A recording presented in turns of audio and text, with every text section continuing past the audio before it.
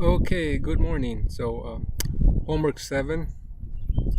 So, one of the things to keep in mind when you are developing a program is to take a small steps approach or a divide and conquer approach. So, you don't want to write a lot of code and then go back to test all that code.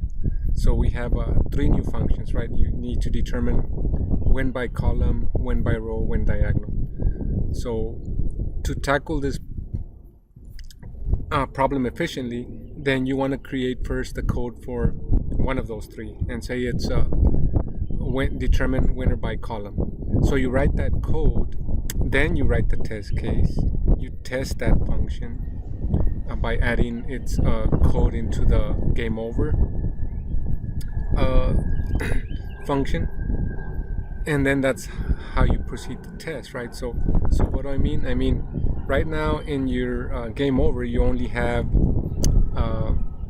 checkboard form. That one's tested, and even if you add the additional requirement for the test case, that is to check that the winner is C for a color at a tie, your code will still work.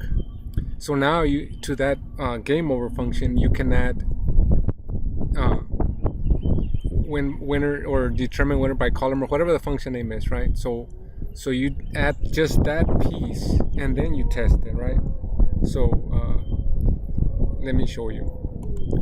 So in the test case, right, this was last week's test case, and just by adding this assertion to determine if the winner is C, that's not going to change anything, right? If you wrote this code correctly, then this test case should still work, right?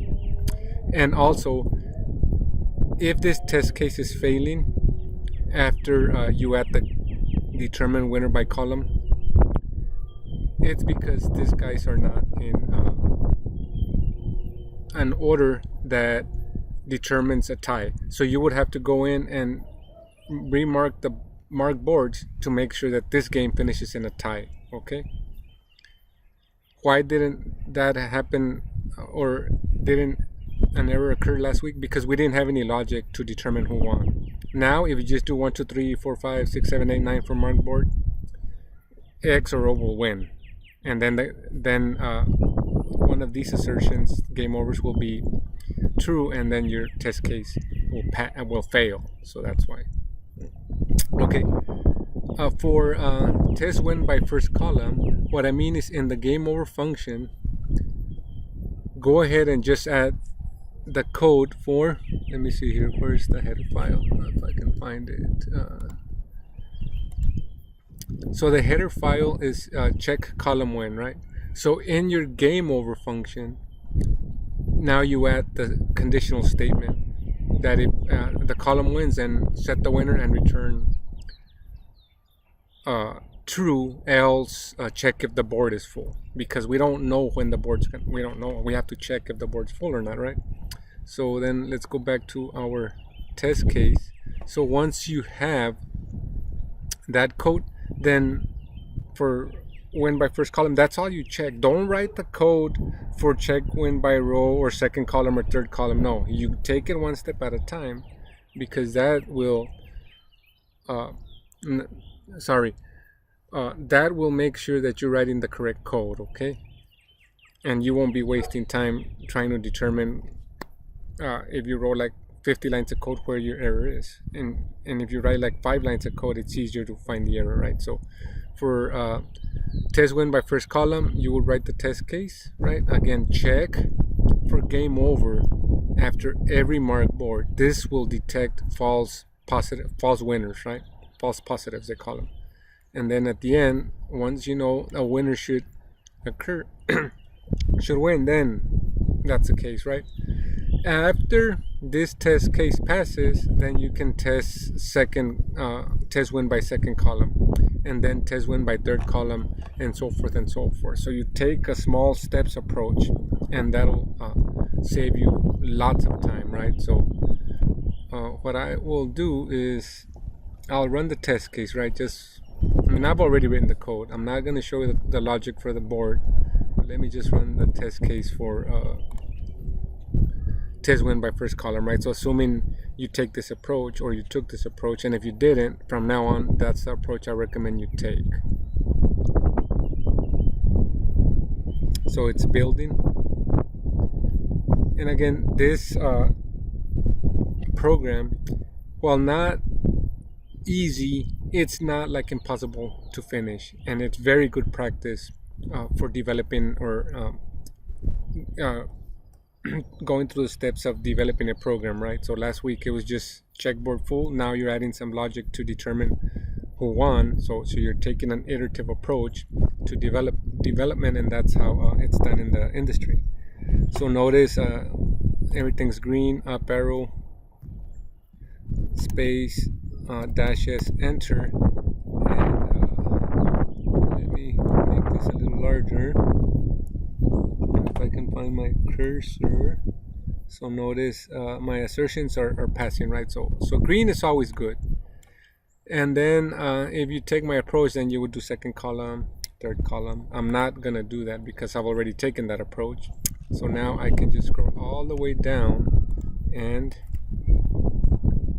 then I can run this test case again, run in terminal, and everything should still be green because my code has been thoroughly tested. Do not try to use untested code in Maine, right? You'll be wasting time. Make it pass on in the test case first. Once you go to Maine, it's working properly. Your game should work if all the test cases pass. And that's the whole purpose of this homework assignment, as I want to make sure students understand how important test cases are and how important following the process is. You will be more efficient if you write code, a little bit of code, test that code, write a little bit more code, test that code, and if you take that approach, you'll do a lot better, right? So then we go ahead and do this. Let me find the cursor. I'm outside, so it's kind of hard to. So 10 test cases, 59 assertions, so everything passed, right? Which is good. Also, one of the requirements is to start a game with X and then do an assertion with get winner to make sure that get winner returns X, and then do another test case and start the game with O and call the get winner function and make sure that the get winner is O, right? So make sure you do not forget those. Okay, so now we jump to Maine, right? In Maine, the requirements change, right? We want to validate data where required, and we know we only ask for 2 inputs. We ask for X or O, and then we ask for actually 3 inputs, right? And then we ask for numbers from 1 through 9, and then we ask if they want to continue. We can validate if the user input X or O. If they didn't, then we stay in the loop and we keep on prompting them X or O required only. And when we are asking them for mark board position, then we validate that the values are in the range of 1 to 9. And if it's not, then we ask them again, right? Like, please enter a value between or in the range of 1 to 9. Okay, so, and then after the game is over, then we ask them if they want to go ahead and play the game again.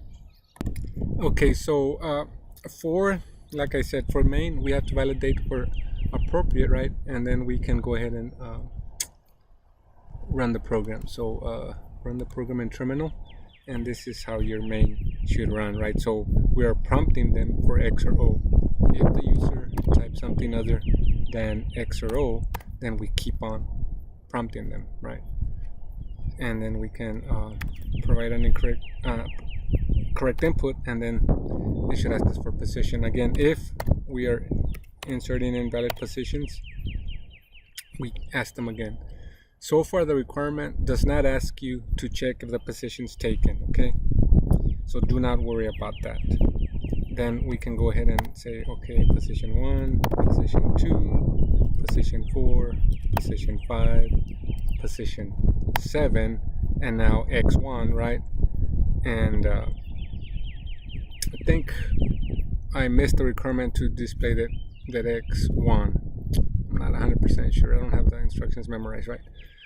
Okay, so then here, then if they want to play again, then we hit yes, and then it should ask us again if X or O go first. We can choose O here, and then we can say, okay, 1, 4, 2, 3. Messed up. Okay, 3. Okay, so O's next, so then I'll choose 5, and then I'll choose 6, and then I have to choose 8 so that we can have a winner, right? So then we have a winner, and at this time then we can quit the game, and that's how your program in Maine should run. Okay, and this is all I have for this demonstration, right? So I'll follow up this video with tips for homework 8. Okay.